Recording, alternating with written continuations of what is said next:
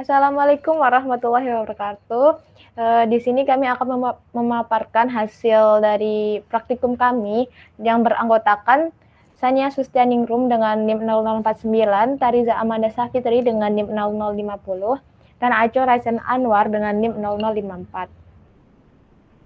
Latar belakang, pada lingkungan sekitar tak asing dengan kata absorpsi atau absorpsi. Kedua kata tersebut hampir sama namun memiliki pengertian yang berbeda, di mana absorpsi merupakan peristiwa menempelnya molekul pada permukaan dan absorpsi merupakan proses masuknya zat cair pada zat padat atau zat cair lainnya.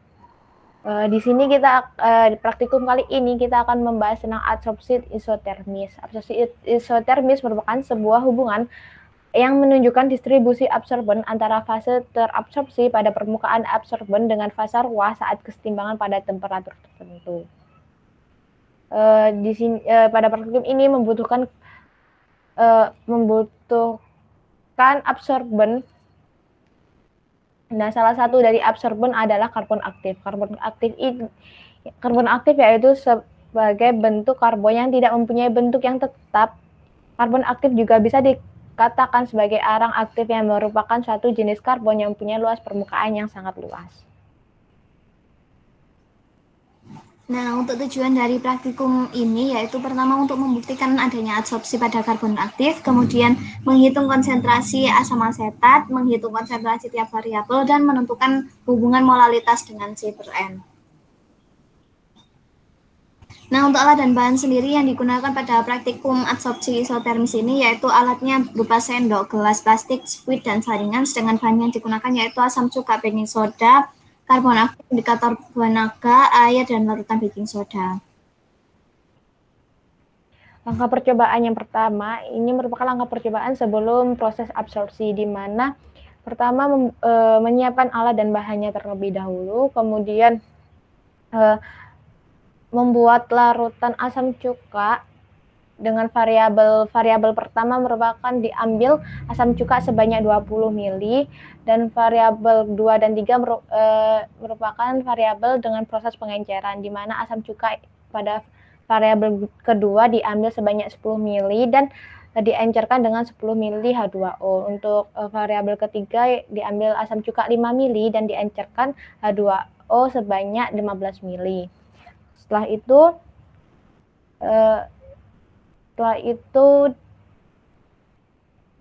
itu dilanjutkan percobaan kedua, yaitu percobaan absorpsi isotermis dengan karbon aktif, di mana pertama itu membuat larutan baking soda terlebih dahulu seperti pada percobaan primodul. Kemudian memasukkan karbon aktif pada asam cuka yang sesuai variabel tersebut. Diaduk-aduk selama 15 menit. Kemudian harus masing-masing variabel disaring dengan menggunakan saringan untuk memisahkan karbon aktif yang tidak larut. Kemudian akan memasuki proses titrasi setiap variabelnya.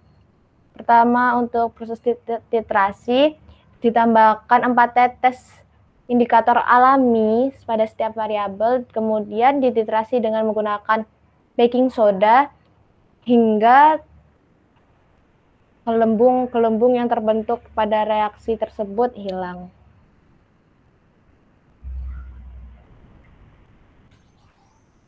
Dan untuk hasil percobaan sendiri yaitu data yang pertama ini data dari Sania Sulistianingrum yaitu untuk perhitungannya sudah tertera dalam slide seperti menghitung molalitas asam asetat, kemudian konsentrasi masing-masing variabel, kemudian gram terlarut dari asam cuka untuk masing-masing variabel, normalitas asam cuka, normalitas baking soda, serta menghitung normalitas setelah absorpsi.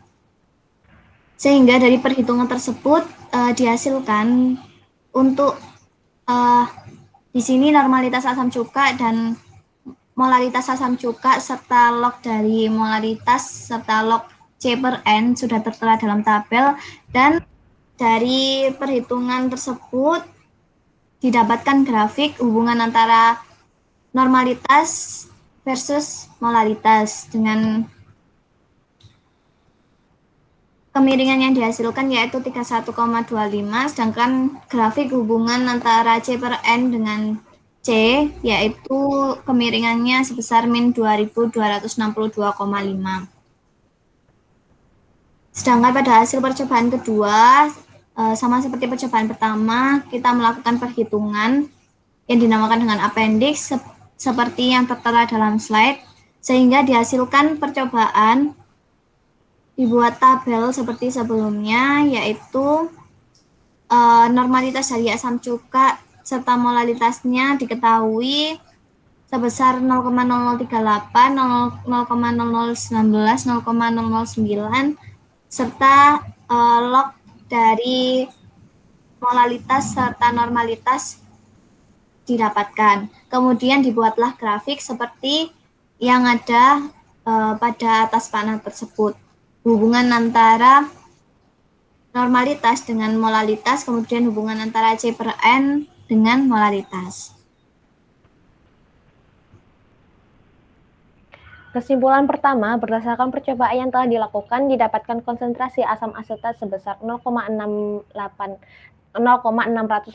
molar untuk konsentrasi variabel 1 sebelum proses absorpsi sebesar 0,686 molar, variabel 2 sebesar 0,343 dan untuk variabel ketiga sebesar 0,172 molar serta konsentrasi masing-masing setiap variabel sesudah absorpsi sebesar 0,00033 molar untuk variabel 1 dan untuk variabel 2 0,0029 molar dan untuk variabel 3 sebesar 0,0025 molar.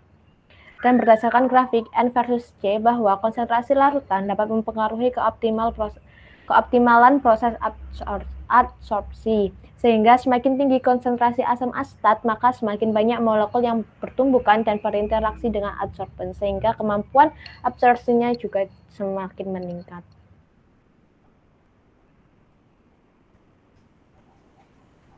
Nah, kemudian untuk kesimpulan dari data yang kedua, yaitu berdasarkan percobaan yang telah dilakukan, didapatkan konsentrasi asam asetat sebesar 0,762 molar, untuk konsentrasi variabel 1 sebelum proses absorpsi sebesar 0,762 molar, variabel 2 0,381 dan variabel 3 0,190, serta konsentrasi masing-masing setiap variabelnya 0,005 pada variabel pertama, 0,0003 pada variabel kedua, dan 0,0002 pada variabel ketiga.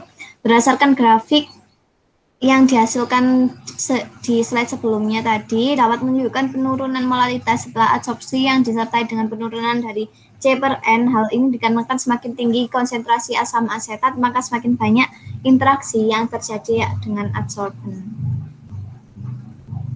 Mungkin cukup sekian dari hasil praktikum yang telah kami lakukan. Kurang lebihnya mohon maaf yang sebesar-besarnya. Wassalamualaikum warahmatullahi wabarakatuh.